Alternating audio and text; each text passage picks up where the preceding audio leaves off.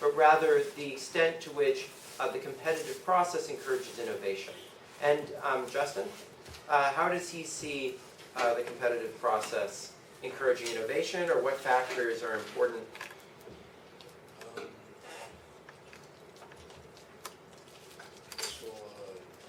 With certain things with the new methods of production and transportation, new markets, new forms of industrial organization that the capitalist enterprise creates.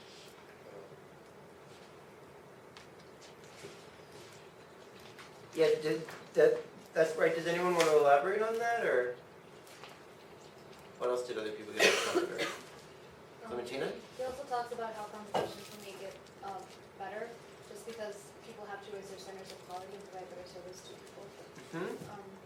Especially in the end when he was talking about different markets and how they can against them and to like the consumer. So on the one hand, he emphasizes certain aspects of competition, but he also emphasizes, yeah, Rashank, did you want to say something? Or? I was just going to say something like a lot of like R&D because of competition, so people are like more prone to increase like investing like research and development because of like competition. Yeah, so what he sort of emphasizes is that there's been way too much emphasis on these static distortions, and that really the key question is to what extent the monopoly versus the competitive process does a good job in generating new profits. So on the one hand, as Clementina and Rashank were emphasizing, the monopoly is constantly threatened with being superseded by a competitor, and that can force them to innovate and can lead to a very dynamic market process. And so you never want the monopolist to be sort of self-satisfied and comfortable that he's insulated from someone potentially generating a product that will supersede him. On the other hand, and this is what he calls the process of creative destruction. On the other hand, often in order to make investments, companies need a big base to invest in R&D, to start a lab, etc. And so having just a bunch of small companies is not really going to get the job done. Also, companies are not going to want to create something unless they think they can get an advantage in the market. So he imagines the market really being this process of companies putting in a lot of effort to get an advantage in a monopoly position in front of other people, but then constantly being threatened by someone else coming with an even better product and superseding them from that position. And that's what he views as what makes capitalism work. And he therefore argues that industrial policy should primarily focus on trying to figure out how to encourage this process of creating all these new products of creative destruction, rather than worrying about keeping prices near cost. That keeping prices near cost might be okay, but that it's really a secondary consideration compared to this stuff. And I think that this really resonates with what we see in a lot of high-tech industries. Sure, it's useful when a website doesn't have so many ads or has a low price, but I don't think any of us, in exchange for a little bit lower price on Friendster, would have sacrificed the creation of Facebook, because it obviously worked a huge amount better.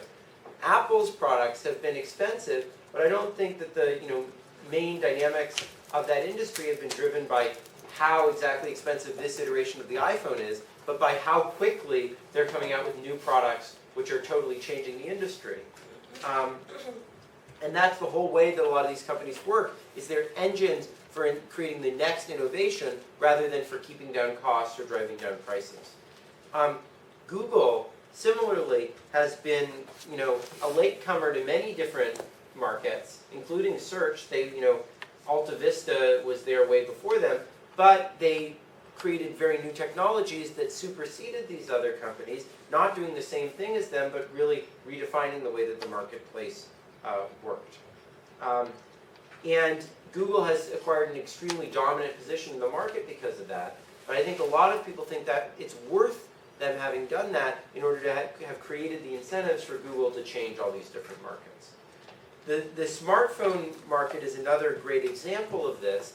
So I have a smartphone that's about 1.5 years old, and it honestly feels like it's from the Stone Age at this point, because every 6 months the range of offerings completely changes in this market, right?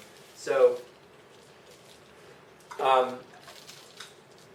there's a very continual process of new products coming in and really changing the nature of the competitive landscape. So to further emphasize the importance of these sort of dynamic incentive effects of market power, I think it's useful to make an analogy to crime. So most criminal activity is committed by poor people, not by rich people. And a classic example of this is this famous quote by Anatole France. So he says, "The law in its majestic equality forbids the poor and the rich man equally from sleeping underneath a bridge." The point of this is that a lot of criminal activity is redistributive in nature because it involves poor people robbing or committing other property crimes against rich people. And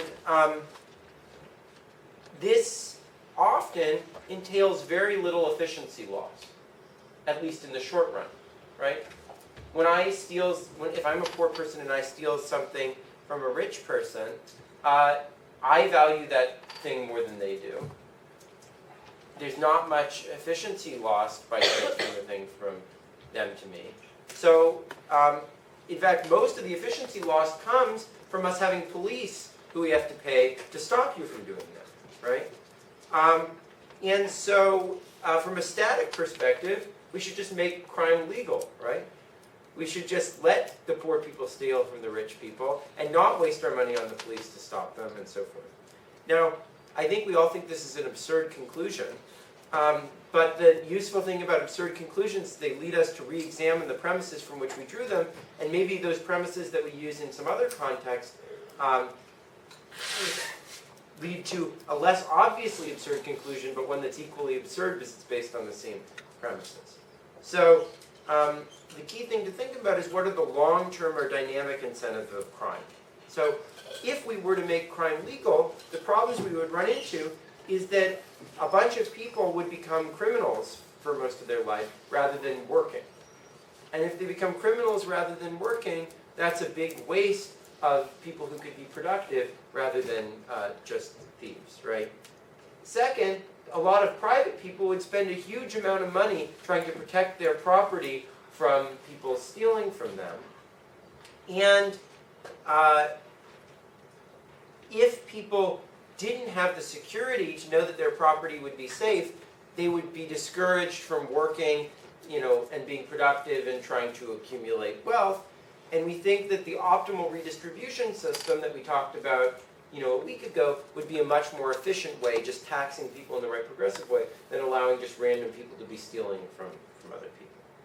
But none of these effects show up in the very narrow analysis of what just happens when I steal one thing from you, right? We have to start thinking about, if I allow that stealing, what sort of things does that incentivize? And so we can't have any reasonable theory of the optimal punishment of crime or something like that without thinking about these dynamic effects. If we just thought about the direct effect of me taking something from you, we'd miss almost the whole point. And Schumpeter argues the exact same thing is true in industrial economics. If we just think about the dead weight loss of the monopoly, we're missing almost the entire point, which is what role the monopoly's profits that he gets when he causes that dead weight loss play in creating new products.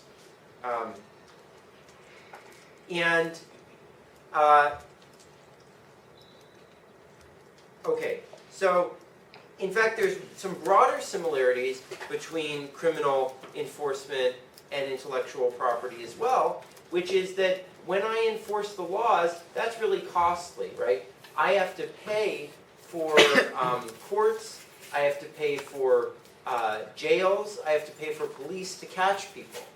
Similarly, that's what I need to do in order to deter people from committing crimes. On the other hand, in order to encourage people to create new products, I need to raise the prices, I need to create dead weight loss in order to encourage innovation. So both punishing crime and rewarding new products are very costly things. Even though it's important that we do those, they come at a trade-off that we have to endure dead weight loss in order to either reduce the amount of crime or increase the amount of innovation. So one loss created by intellectual property is just the fact that not as many people listen to the music, read the book, use the medicine, etc. But there are some other harms created by intellectual property. And Suraj, do you have some thought about what some of the other harms created by intellectual property are? So, paying costs in order to like obtain that intellectual property right in the first place can be expensive. Yeah? You mean like licensing? Right. Yeah. So there can be a process of negotiation which can be complicated, that's right. Right. Yeah. And there can be other reasons to create a certain product. I'm just remembering in like microeconomics that Yeah.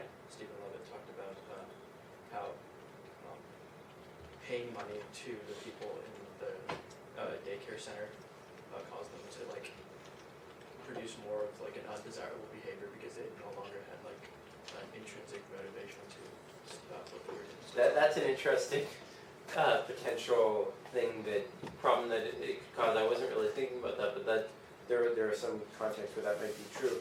But I think one of the most important reasons is discouraging follow-on innovation. So, if I have a patent on a particular type of cell phone, that might really discourage people from creating like the next generation of cell phone because they'd infringe on my patent, and then they'd have to pay me a lot of the money that's associated with them creating this new cell phone, and that would actually discourage other products that build on top of mine, right?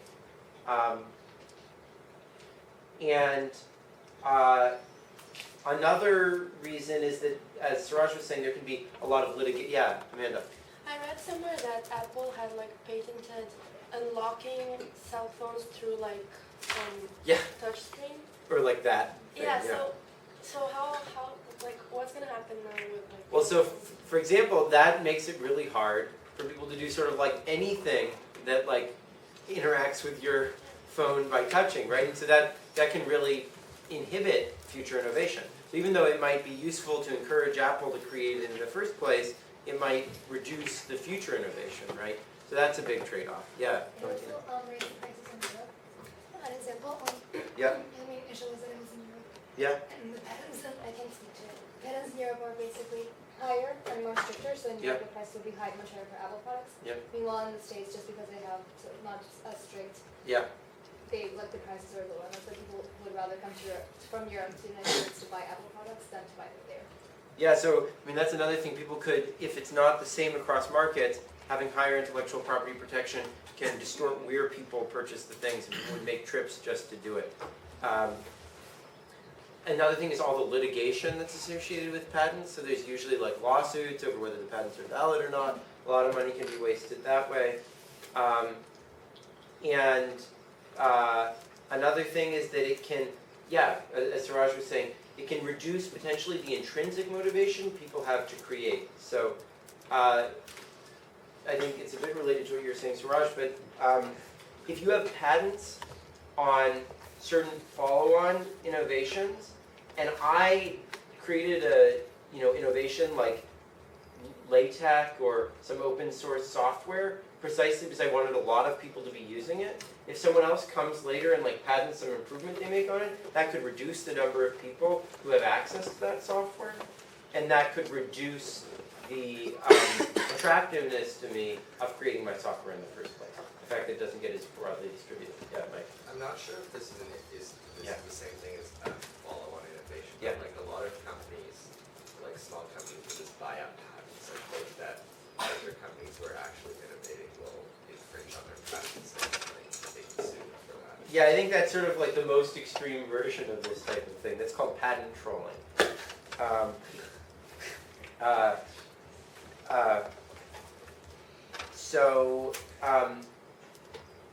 One thing that is used to deal with this intrinsic motivation problem is what's called the common public license, or open source software, which is that people can create something and they can have what's called a common public license on it, and then no one else can use that thing unless they also